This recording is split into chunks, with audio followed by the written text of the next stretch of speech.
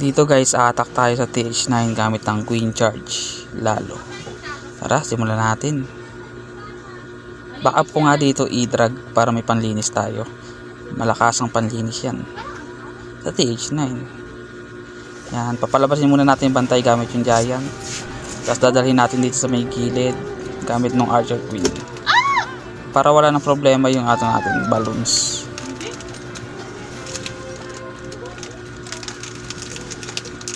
Lasunin lang natin yung bantay. Naglagay nga ako dito ng isang kukulons para safe na yung mga healers natin pag nilapag natin. Nilagay ko na nga rin dito yung mga healers, baka mamatay yung Archer Queen natin. Nilagay ko na rin dito yung BP para hindi nikutin yung Archer Queen. Tapos mag-wall breaker tayo dito. Papasukin natin yung Archer Queen sa mga Queen. Kahit ayun nga, mali nga ng wall breaker tayo. Pero okay na yan. Sana sumasok din yung Archer Queen, hindi pumunta dun sa isang storage. Ayun lang, umiikot.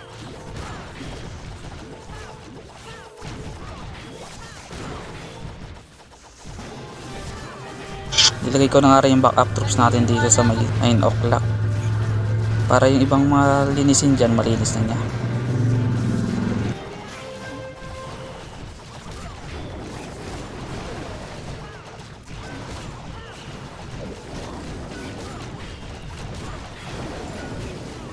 Naku, problema pa natin yung enemy Archer Queen. Hindi napatay ng ating Archer Queen.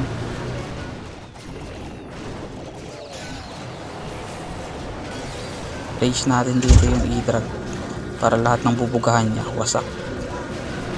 Ayun nga, nawasak na. Ang laki ng value.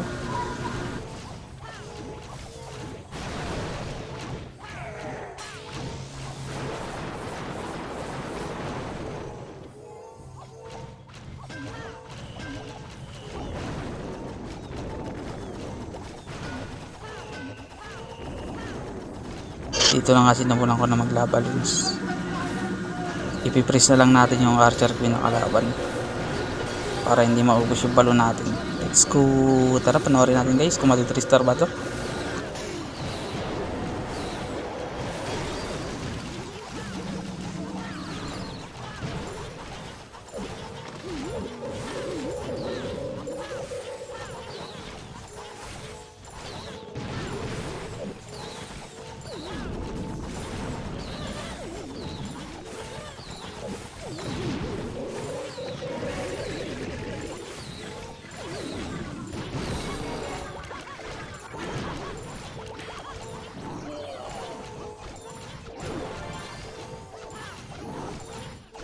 At ayun nga guys, nakachambahan pa natin yung unang attack gamit ang Queen Charge Lalo sa TH9.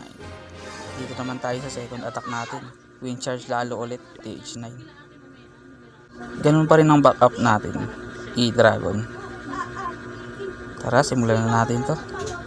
Bale, syempre palabasin muna ulit natin yung bantay gamit ang Hog Rider para wala nang problema yung balon natin. Ayun nga, hindi gano'n napalabas lahat. Ano kayong bantay? Ice Golem yung bantay. Hindi naman pala problema yung ano natin, balon. Ice Golem naman kasi. Pero syempre patayin pa rin natin gamit yung Archer Queen. Ayun nga.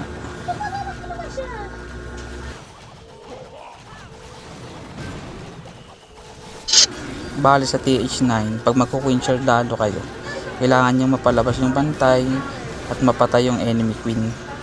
Yun lang, okay na. Tapos pag maganda na yung value ng Archer Queen nyo, pwede na kayo magsimula ng labalons.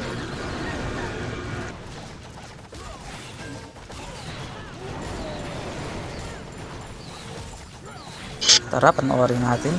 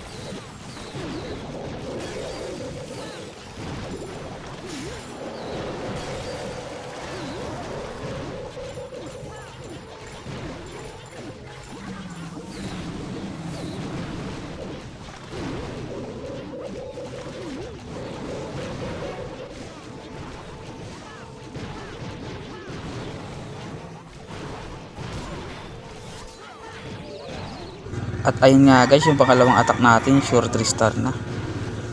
Mahaba-haba pa yung oras natin, marami pa tayong balloons. At buhay pa yung archer queen natin, may ability pa. Easy 3 star.